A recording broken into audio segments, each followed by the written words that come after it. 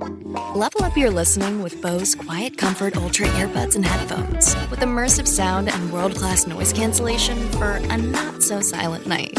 Visit Bose.com/Spotify to shop sound that's more than a present. Hello, Saver. Whether you're saving for that trip to the tropics or saving for an emergency, now is the time to take advantage of Wells Fargo's savings options. Wells Fargo offers savings accounts that can help you save towards your goals. So, what are you saving for? Visit a Wells Fargo branch or wellsfargo.com/save to open a savings account today. Wells Fargo Bank, N.A., member FDIC. This is SpaceTime, Series 24, Episode 48. Coming up on SpaceTime, SpaceX Starship to be the next lunar module, the secret to Jupiter's strange auroral activity, and the mysteries of extremely luminous infrared galaxies. All that and more coming up on SpaceTime. Welcome to SpaceTime with Stuart Gary.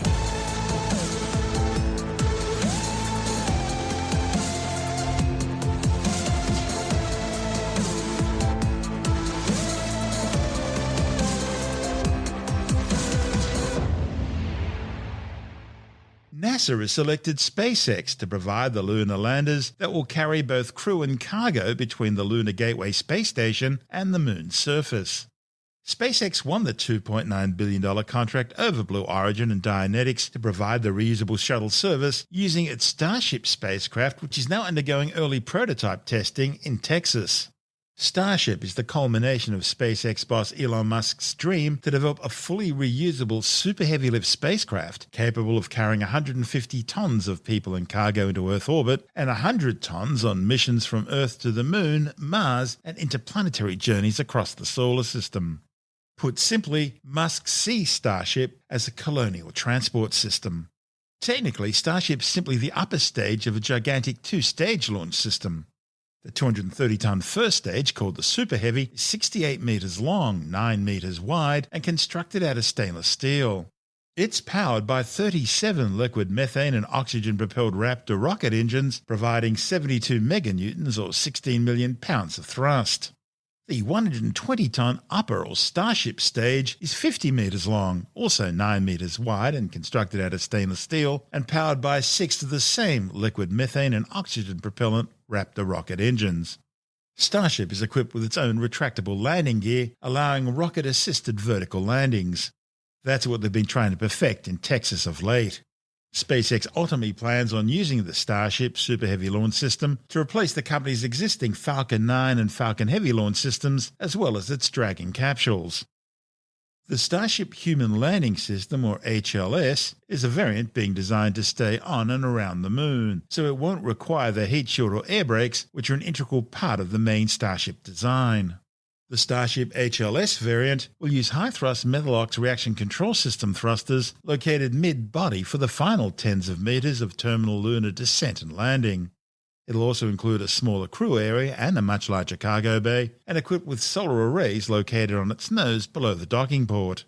SpaceX intends using the same high-thrust reaction control system thrusters for liftoff from the lunar surface. The current plan calls for the Starship HLS to be launched into Earth orbit using the Super Heavy booster, and will then use a series of tanker spacecraft to refuel the Starship HLS vehicle for the lunar transit and lunar landing operations. NASA's Artemis project will see the Artemis 3 mission launch in 2024. It'll carry 4 astronauts in an Orion spacecraft aboard the agency's new SLS heavy lift rocket on a 30-day mission to the Moon, ultimately returning humans to the lunar surface. But Orion won't go all the way to the Moon. It'll only take crew to the first modules of the Lunar Gateway space station. Gateway will act as a staging post for missions down to the lunar surface. 2 crew will remain on station, while the remaining pair will use Starship to travel from Gateway down to the lunar surface for a 6-day stay. They'll then use Starship to fly back to Gateway, where they'll then rejoin their colleagues and take Orion back to Earth. However, if Gateway isn't available in time, Orion could dock directly with Starship. Last year, SpaceX became the first private company to successfully send a crew to the International Space Station, in the process restoring America's capability to fly humans into space from American soil. an ability lost with the mothballing of the Space Shuttle fleet following the STS-135 mission in July 2011. Of course, humans haven't been to the Moon since the Apollo program ended in 1972. NASA plans to establish a sustainable presence on the lunar surface, using Gateway as a staging post and to pave the way for future manned missions to Mars in the 2030s. This is SpaceTime. Still to come, the secret to Jupiter's strange auroral activity and the mysteries of extremely luminous infrared galaxies. All that and more still to come on SpaceTime.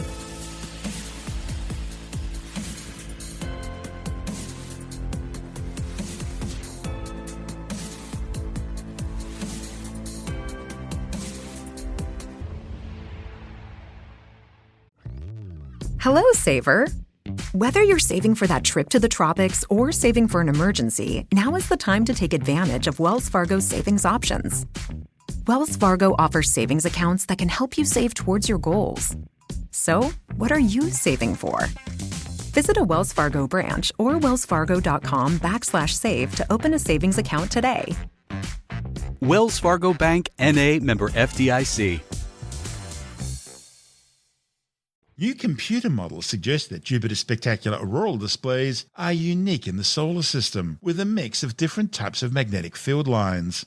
The findings, reported in the journal Science Advances, suggest that Jupiter's polar caps are threaded in part with closed magnetic field lines, rather than with entirely open magnetic field lines, as is the case with most other planets in the solar system.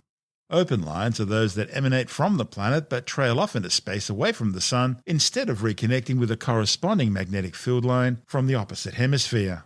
On Earth, the aurora borealis and aurora australis, the northern and southern lights, appear on closed field lines around an area referred to as the auroral oval. It's a high-latitude ring near but not at each end of Earth's magnetic poles.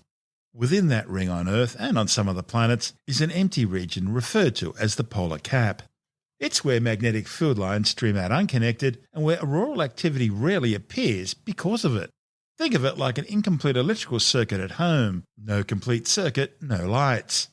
But Jupiter has a polar cap in which the aurora dazzles and which has therefore puzzled scientists.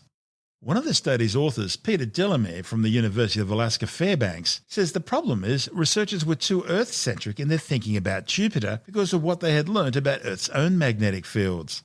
The arrival at Jupiter of NASA's Juno spacecraft in July 2016 provided images of the polar cap and aurora. But those images, along with some captured by the Hubble Space Telescope, couldn't resolve disagreement among scientists about open magnetic field lines versus closed lines. So Delamere and colleagues used a newly developed global magnetohydrodynamic computer model of Jupiter's magnetosphere to show a largely closed polar region with a small crescent-shaped area of open flux accounting for only about 9% of the polar cap region. The rest was active with aurora, signifying closed magnetic field lines. So it turns out that Jupiter possesses a mix of open and closed field lines at its polar caps. Now, if the models are correct, it raises all sorts of questions about how the solar wind interacts with Jupiter's magnetosphere and how it influences the dynamics. Jupiter's aurorally active polar cap could be due to the rapid rotation of the planet once every 10 hours compared to Earth's 24-hour rotation. Or it could simply be due to the enormity of its magnetosphere. Both work to reduce the impact of the solar wind, meaning the polar cap magnetic field lines are less likely to be torn apart and become open lines. And then you've got to ask, to what extent does Jupiter's moon Io affect the magnetic field lines within Jupiter's polar cap? See, Io is electrodynamically linked to Jupiter, something unique in our solar system, and as such is constantly stripped of heavy ions by its parent planet. So for now, the jury's still out on the magnetic structure of Jupiter's magnetosphere, and exactly what its aurora is saying about its topology. To find out more, Andrew Dunkley is speaking with astronomer Dr. Fred Watson. New insights into what's happening around Jupiter. Yeah, the thing that has been puzzling about Jupiter's aurorae is that unlike the Earth, the aurorae occur over a broad area of Jupiter's polar caps. So let me just unpick that a bit, to use a modern term, which I don't like really. Let me explain it a bit. On Earth, the aurorae occur in what's called the auroral circle, which really, or the auroral oval is actually what it's called, which explains it all. So they don't happen at the magnetic pole itself. They happen in a ring around the magnetic pole, centered on the magnetic pole. That's where the aurora are at the strongest. It's a sort of naive explanation, but this is kind of the case. The reason for that is to do with the magnetic field lines of the Earth's magnetic field. And I guess we're all familiar with what happens to iron filings when you've got a bar magnet. You put the bar magnet down and the iron filings trace out the magnetic field. And the field lines normally run from the North Pole round the outside and come back into the South Pole. And they are called closed field lines because they're closed. Both ends of them are on the magnet. Same with the Earth. But there are what are called open field lines as well, which are field lines that just head off into space. And you can sort of imagine that that will be the case. And so the open field lines are the ones inside the auroral circle. And so that's why you don't see aurorae there, because the subatomic particles from the sun are not spiraling down like they do in the auroral oval region and lighting up the atmosphere by exciting the atoms of the atmosphere. So that's why it's an auroral oval, because of where the field lines actually go into the Earth. Now, Jupiter is different, because apparently on Jupiter you get aurorae within the whole of the polar cap. It's not just within that auroral circle. And this is, until now, has been the puzzle. And there is some new research which seems to shed light on it. And it comes from a number of institutions, including the University of Alaska Fairbanks Geophysical Institute and the University of Hong Kong. A number of collaborations, actually 13 researchers, I think, have made this key discovery about the aurora. Once again, it depends on theoretical models. The theory is that aurorae only occupy this zone where the magnetic field lines actually close up and disappear into the Earth, and not elsewhere. But the new theory that these scientists have propounded is essentially one that says the aurorae can actually occur elsewhere. They can occur in open field lines. So what they've done is used computer modelling to help. Their research revealed a largely closed polar region. That means where the field lines are going back into Jupiter, with a small crescent-shaped area of open flux. That means where the field lines are going out into space, accounting for only about 9% of the polar region. And the rest was active with aurora, signifying closed magnetic field lines. But Jupiter, it turns out, possesses a mix of open and closed field lines in the polar caps. And Dr. Delamere made this comment: there was no model or no understanding to explain how you could have a crescent of open flux like this simulation is producing. It just never even entered my mind. I don't think anybody in the community could have imagined this solution, yet the simulation has produced it. To me, this is a major paradigm shift for the way that we understand magnetospheres. That's the magnetic region around planets. It raises many questions about how the solar wind interacts with Jupiter's magnetosphere and influences the dynamics. So basically, you've got a situation quite different from the Earth, and what they're putting that down to is possibly the rapidity of Jupiter's rotation, because Jupiter goes around once every 10 hours, Andrew, compared with our once in 24 hours, plus the fact that you've got this enormous magnetic field around Jupiter, so in a very, very large magnetosphere. And so what they're suggesting is that they reduce the impact of the solar wind. It means that perhaps the magnetic field lines are more likely to be closed up on Jupiter. There's another thing about Jupiter, though, that's weird, and we know that this comes about because of spacecraft measurements, but Jupiter's moon Io, or Io, which is the innermost moon, highly volcanically active, it's kind of electrically linked to Jupiter because you can see transfer of material between along the magnetic field lines from Io to Jupiter itself, in fact to the polar cap. So there's all kinds of complexities there, but at least there is something that is better understood because of this theoretical model of Jupiter's magnetosphere. You talk about the magnetic field of Jupiter, and obviously trying to think of Jupiter the way we think of Earth was probably always going to run us into a brick wall, because they're very, very different planets. Is Jupiter's magnetic field generated in a different way to that of Earth? We think it's probably the same, but you're absolutely right to focus on that, because we don't know what's at the middle of Jupiter. The Earth's magnetic field is generated by the iron core, and that seems to be likely that something like that will be at the middle of Jupiter, but it might not be iron. Some people postulate that Jupiter has a core of metallic hydrogen. Work that one out. Hydrogen that's turned into a metal, which would be conducting. So, that might also generate the magnetic field. But honestly, we don't know.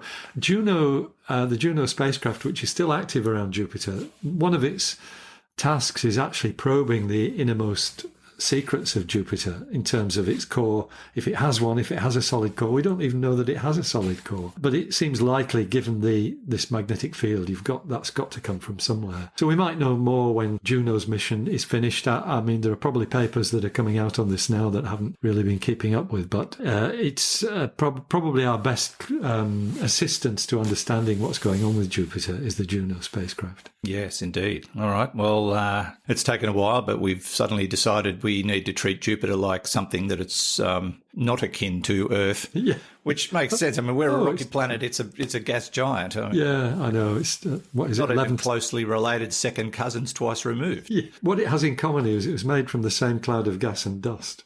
So you kind of know what it's made of, but you don't know how that's distributed within Jupiter. Yeah, we don't know what lies beneath, but some fascinating findings. That's Professor Fred Watson, an astronomer with the Department of Science, speaking with Andrew Dunkley on our sister program, Space Nuts. And this is Space Time.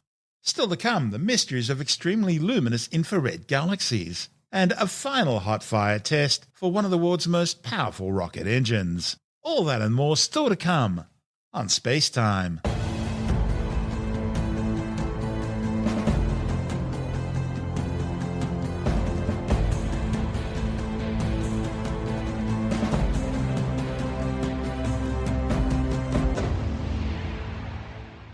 Astronomers have observed an extremely luminous infrared galaxy during a unique point in its evolution. The findings, reported on the pre-press physics website archive.org, are providing important insights into the process of galaxy formation and evolution. Extremely luminous infrared galaxies are massive galaxies, exceeding 100 trillion solar luminosities, with much of that energy being in the infrared part of the electromagnetic spectrum, possibly because of activity around the central supermassive black hole, known as an AGN or active galactic nuclei, or from star formation, or from both. The galaxy, known as WISE J090924.01 plus 000211.1, was part of the Aerojet Final Equatorial Depth Survey. Aerojet is a German X-ray space telescope instrument aboard the Russian Spectre RG spacecraft. Combined with archival data from NASA's Chandra X-ray telescope and the European Space Agency's XMEM Newton X-ray space telescope, the results indicate that this galaxy has some 500 billion times the mass of the Sun, with a monster supermassive black hole at its centre of some 7.4 billion solar masses. The data also suggest that this galaxy is producing some 3,850 solar masses of new stars every year. Now, by comparison, our own galaxy, the Milky Way, is some 3 times more massive, but it has a far smaller black hole, and it's producing just one new solar mass star a year. Astronomers believe what they're seeing in this distant galaxy is a short-lived phase in the galaxy's evolution, during which it's embedded in a large amount of gas and dust, with hydrogen being blown outwards along the line of sight, and warm and hot gas still being heated by the active galactic nuclei. This is Space Time. Still to come, a final hot fire test for the world's most powerful rocket engine. And later in the science report, the dangers of too much energy drink. All that and more still to come on Space Time.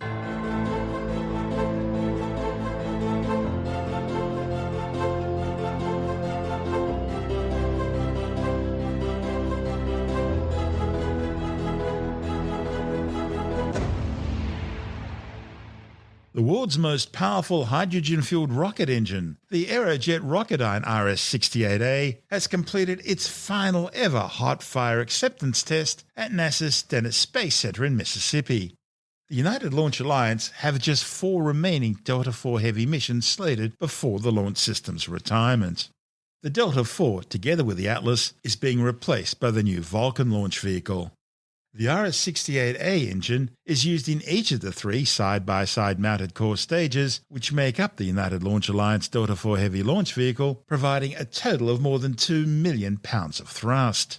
The RS-68A is based on the earlier RS-68, which was used on the original single-core Delta IV rocket, which undertook its maiden flight back in 2002.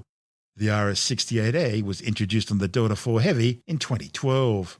Each RS-68A engine is rated at some 705,000 pounds of thrust. Now, by comparison, the Aerojet Rocketdyne RS-25 Space Shuttle main engines, 3 of which were used on each of the orbiters and 4 of which will be used in the first stage of the new SLS moon rocket, are each rated at 512,300 pounds of thrust. But of course they're reusable. By the way, the most powerful liquid-fueled rocket engine ever developed was the Rocketdyne F1, 5 of which were used on the first stage of the Saturn V Apollo moon rocket. Each F1 engine was rated at over 1.5 million pounds of thrust at sea level and almost 1.75 million pounds in space. This is SpaceTime.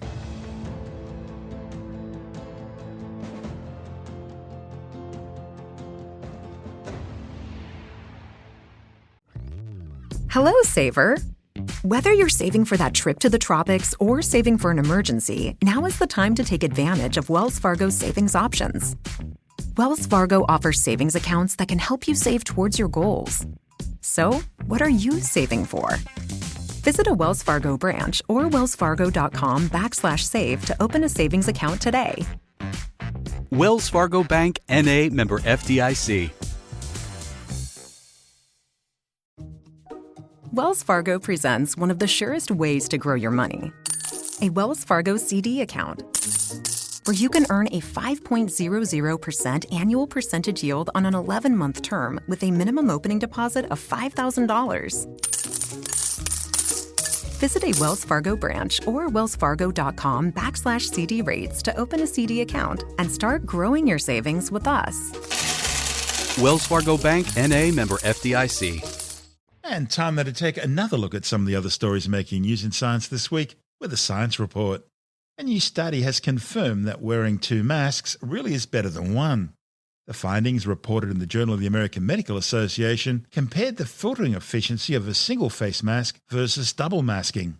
The authors found that on average, a single face mask had a filtering efficiency of 55%, while doubling up increased that efficiency to an average of 66%. Just using a single mask, efficiency was generally higher for medical masks than commercial cloth masks and bandanas. But the combination of wearing a medical mask beneath a cloth mask provided the best protection. More than 3.1 million people have now been killed by the COVID-19 coronavirus, and more than 150 million have been infected with the deadly disease since it first emerged in Wuhan, China, and was spread around the world. A new study warns that some tropical fish species are already finding the ocean too warm and are fleeing the equatorial region for cooler waters. A report in the Proceedings of the National Academy of Sciences looked at how 48,661 marine species have been distributed since 1955. Consistent with previous research, the new study has confirmed a dip in marine biodiversity around the equator, showing that biodiversity is already being threatened by climate change. The studies also found that species loss has worsened since the 1970s, meaning the equator is already far too hot for some species to survive. Archaeologists have uncovered what may well be the world's earliest known map. The intricately carved 4,000-year-old early Bronze Age stone slab measures some 3.86 by 2.1 metres across and dates from between 2150 and 1600 BCE. It was found in France's Louan parish with an early Bronze Age barrow back in 1900 and taken to a private museum. It was then acquired by France's National Antiquities Museum in 1924 and placed into storage, moved from cellar to cellar until finally being properly examined in 2017. A report in the Bulletin of the Society of Prehistoric France claims the slab is a cartographical representation of part of the Odette River Valley. A man who regularly drank 2 litres of energy drink a day has ended up being hospitalised for 58 days with heart and renal failure. A report in the British Medical Journal says the case supports growing concern around the risks posed by energy drinks. The 21-year-old presented to hospital with shortness of breath and abdominal swelling, and tests revealed heart and kidney failure severe enough that the hospital considered a dual organ transplant. He had no significant past medical, family or social history, indicating his condition was likely linked to his high energy drink consumption. And finally for this week, despite all their ongoing efforts and hard work, despite all the howls, branch beatings, rock throwing, eyewitness reports, muddy footprints, blurry squatch blobs, and even the occasional hairy hominid-looking creature in the distance, the team at Finding Bigfoot were never able to actually find a real-life Sasquatch. No remains, no graves, no roadkill, and no identifiable DNA. And it's a sad thing, because indisputable scientific proof of the existence of Sasquatch will be one of the most important scientific discoveries of all time. But Tim Mendham from Australian Skeptics says all is not lost for intrepid Bigfoot cryptozoologists out there. I'm still a big fan of Finding Bigfoot, but they're so close. I'm the sort of person who's been to Loch Ness. I've been there 3 times, and Oh, have you? Still haven't seen it. Really? Oh, yeah. Okay. Fabulous place. Yeah, I like Loch Ness. It's a very pretty place, actually. You get nice chops at a certain pub on the other side of Loch Ness where no one goes to. But, I haven't been there a lot. I've been to all sorts of places. Go up in the Blue Mountains near Sydney to try and find a yowie or even a black cat. All sorts of things. But, yeah, finding a Bigfoot would be great. So there's a film coming out in America, of course, and it's called 15 Things You Didn't Know About Bigfoot. And basically it's a a mockumentary, right, about some investigators who go out and try and find out about Bigfoot, etc., and find it and have major problems, including they have a very strange guide who's trying to show them the way to go, and he turns out to be a bit probably weirder than a Bigfoot would be. So it's a humorous thing. It's a mockumentary. It's supposed to be coming out in a few months' time. You'll probably be able to stream it, whatever, but it's fun. And it makes fun of Bigfoot hunters, which is cruel, because most of them are probably decent people who are desperately trying to find something which hasn't been found yet, and they will grab onto any evidence they can as proof that these things exist. As you say, breaking a twig in the forest is evidence of Bigfoot being around. You always love those programs you see on TV, where everyone's being filmed at night with infrared cameras. Yeah, they're always wearing camouflage for some reason. Yeah, no, I can't understand that either, actually. Ghost hunters wear camouflage too. They wear sort of jungle greens. You think, what are you hiding from? Maybe they all show up at the same place. It's a ghost. The ghost is going to worry what you're wearing. These sort of scary things with noises in the distance, etc. Obviously indication of Bigfoot, but it's fun. This film is making fun of that. That's Tim Mendham from Australian Skeptics.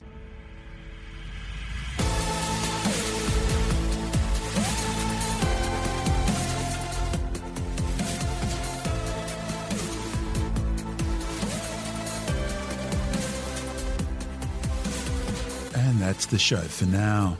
SpaceTime is available every Monday, Wednesday and Friday through Apple Podcasts, iTunes, Stitcher, Google Podcast, Pocket Casts, Spotify, Acast, Amazon Music, Bytes.com, SoundCloud, YouTube, your favourite podcast download provider, and from spacetimewithstuartgary.com.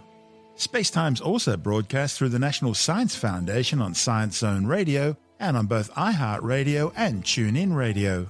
And you can help to support our show by visiting the SpaceTime store for a range of promotional merchandising goodies, or by becoming a SpaceTime patron, which gives you access to triple-episode commercial-free versions of the show, as well as lots of bonus audio content which doesn't go to air, access to our exclusive Facebook group, and other rewards. Just go to spacetimewithstuartgary.com for full details. And if you want more space time, please check out our blog, where you'll find all the stuff we couldn't fit in the show, as well as heaps of images, news stories, loads of videos, and things on the web I find interesting or amusing. Just go to spacetimewithstuartgary.tumblr.com. That's all one word, and that's Tumblr without the E. You can also follow us through @StuartGary on Twitter, @SpaceTimeWithStuartGary on Instagram, through our SpaceTime YouTube channel, and on Facebook, just go to facebook.com/SpaceTime with Stuart Gary. And SpaceTime is brought to you in collaboration with Australian Sky and Telescope magazine, your window on the universe. You've been listening to SpaceTime with Stuart Gary. This has been another quality podcast production from Bytes.com. Wells Fargo presents one of the surest ways to grow your money. A Wells Fargo CD account, where you can earn a 5.00% annual percentage yield on an 11-month term with a minimum opening deposit of $5,000. Visit a Wells Fargo branch or wellsfargo.com/CD rates to open a CD account and start growing your savings with us. Wells Fargo Bank, N.A., member FDIC.